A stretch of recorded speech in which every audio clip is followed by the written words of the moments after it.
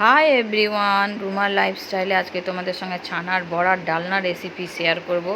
So দেখো আমি কিভাবে তৈরি করছি। এই দেখো আমি বোলগুলো আগে থেকে রেডি করে রেখেছিলাম।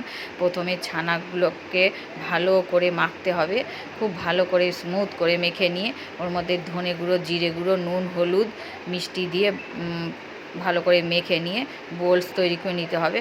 আর আমি আগের থেকে কড়াইয়ের মধ্যে তেল দিয়ে গরম করতে রেখেছিলাম, দিয়ে ওর মধ্যে অল্প অল্প করে বোলসগুলো দিয়ে ভেজে নিতে হবে, লাল লাল করে ভাজতে হবে। আমার খুব শর্ট টাইম ছিল বলে পুরোটা আমি দেখাতে পারিনি। নেক্সট ভিডিওতে আমি আবার যেদিন করব আবার তোমাদেরকে পুরোটা ডিটেলসে দেখিয়ে দিব। এই যে এই তেল বড়াগুলো ভাজা হয়ে গেল, তারপরে ওই তেলের মধ্যে কিছু গোটা গরম মশলা দিয়ে, তেজপাতা দিয়ে, গোটা গরম মশলার মধ্যে এলাচ আর দারচিনি আর তেজপাতা দিয়ে আলুগুলো ছেড়ে দিব এর মধ্যে। আলুগুলোকেও লাল লাল করে ভেজে নিতে হবে।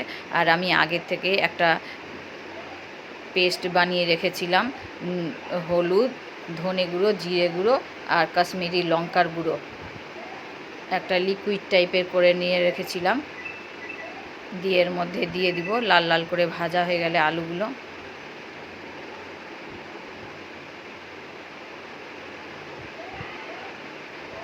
এই যে এবার দিয়ে দিব এটা, এই পেস্টটা।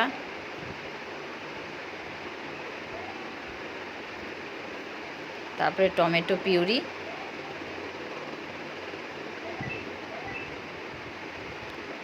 আদা, লঙ্কা, পোস্ত আর বাদাম বাটা। আমি এগুলো আগের থেকেই তৈরি করেছিলাম, মিক্সার গ্রাইন্ডারে এটাকে বেটে রেখেছিলাম।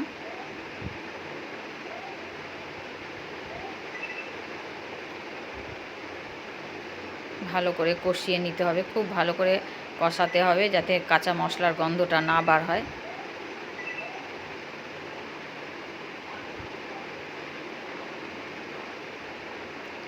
এই দেখো, তারপরে লবণ হলুদ পরিমাণ মতন দিতে হবে।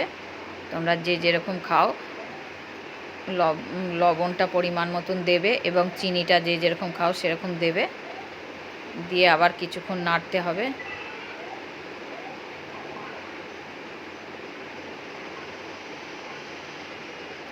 এই দেখো লাল লাল হয়ে গেছে, কষানো হয়ে গেছে। এরপরে যেই মিক্সিতে আমি পেস্টটা মশলাগুলো করেছিলাম, ওই মিক্সির জারেই জল দিয়ে এই জলটা এর মধ্যে দিয়ে দিব। মশলা ধোয়া জল দিলে নাকি খুব স্বাদ হয় নাকি।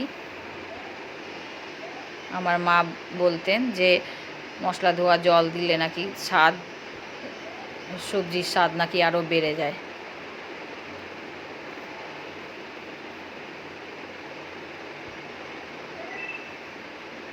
তারপরে ওই ভাজা বড়াগুলো দিয়ে দিতে হবে। আলুগুলোকে আগে ভালো করে সেদ্ধ করে নিতে হবে, তারপরেই কিন্তু বড়াগুলো দিতে হবে, না হলে বড়াগুলো ভেঙে যেতে পারে।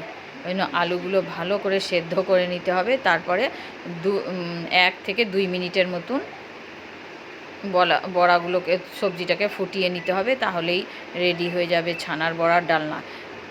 এই দেখো ফুটে গেল, তারপরে এর মধ্যে গরম মশলা আর ঘি দিতে হবে, দিয়ে তাহলে রেডি হয়ে যাবে ছানার বড়ার ডালনা। এই দেখো গরম মশলা আর ঘি দিয়ে দিলাম, রেডি হয়ে গেল ছানার বড়ার ডালনা। তোমাদের যদি ভালো লেগে থাকে তাহলে অবশ্যই জানাবে তোমাদের ছানার বড়ার ডালনা রেসিপিটা কেমন লাগলো, অবশ্যই জানাবে তোমরা। আর তোমরা বাড়িতে অবশ্যই এটা ট্রাই করবে। এ দেখো, বাই বাই।